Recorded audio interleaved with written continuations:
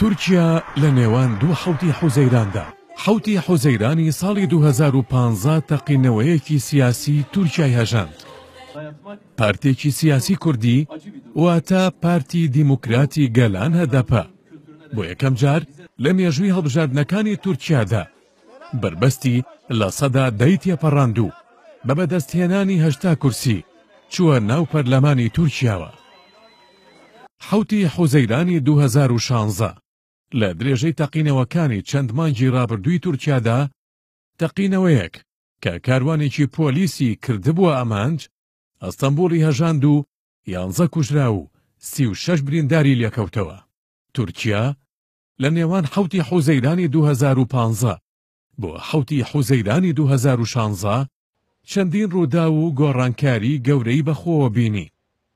بەڵام ئەوەی زۆربەی چاودێرانی تورکیا لەسەری کۆکن ڕووداوە گەورەکەی حوتی حوزەیرانی 2015 واتە سەرکەوتنەکەی هەدەپە سەرچاوەی زۆربەی ڕووداوەکانی دواتری تورکیا بوو. تەنها 2 هەفتە دوای هەڵبژاردنەکەی حوتی حوزەیران لە ڕۆژی 20 حوزەیراندا تەقینەوەیەکی بەهێز لە کۆبوونەوەیەکی لایەنگرانی هەدەبەدا لە شارۆچکەی پێرسوز ڕوویدا.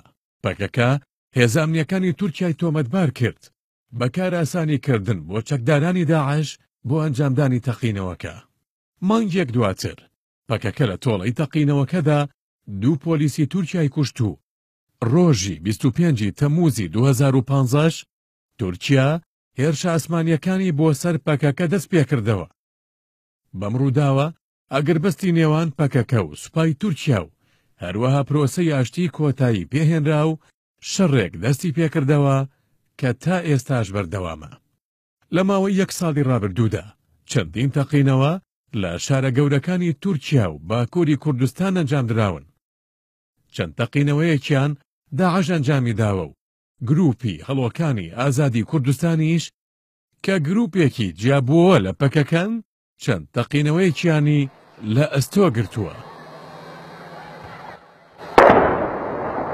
بەهۆی شەڕەوە بەشێکی بەرچاوی گەڕەکەکانی شارەکانی جەزیرە ناوچەی سووری ئەمەد نسیێبین گەڤەر فەرقین و سلۆپی وێران بوون و بەوتەی ڕێکخراوی لێبوردنی نێودەوڵەتیش شەڕەکە ئاوارەبوونی زیاتر لە 2 ملیۆن هاوڵاتی کوردی لێکەوتۆتەوە.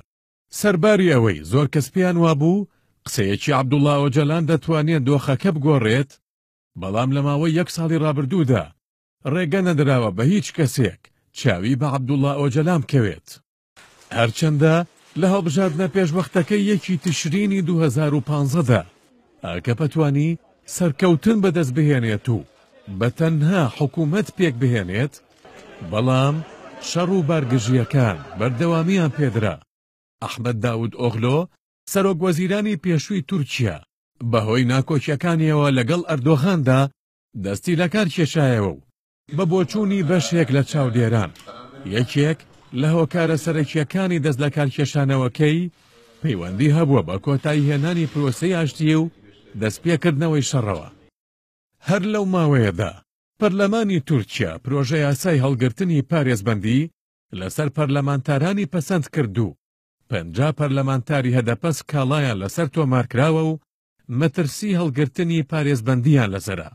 ئابووری تورکیا کە بۆ دابینکردنی لە سەدا 11 بودجە پشتی بە کەرتی گەشتیاری بەستووە، بەوەی شەڕ و تەقینەوەکانەوە پاشەکشەی بەرچاوی کردووە و چیتر تورکیا وڵاتێکی ئارام نییە بۆ گەشتیاران.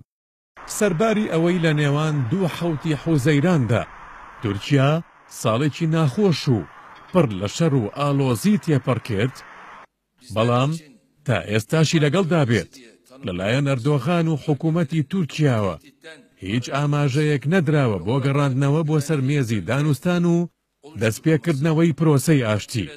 خۆ ئەگەر بێت و لە داهاتوودا حکوومەتی تورکیا ڕازی بێت بە دەستپێکردنەوەی پرۆسەی ئاشتی، ئەوە تازە بە تازە دەگەڕێتەوە بۆ قۆناغی بەر لە حوتی حوزەیرانی 2015.